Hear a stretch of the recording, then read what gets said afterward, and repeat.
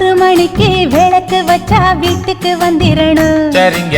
7 மணிக்கு குளிக்க வச்சு முதுகு தேத்திரணும். சரிங்க. 8 மணி ஆனாக்கா என்னோட கையால சாப்பிடணும். திண்ணையில உக்காந்து வெத்தலை மடிச்சு போட்டுக்கணும்.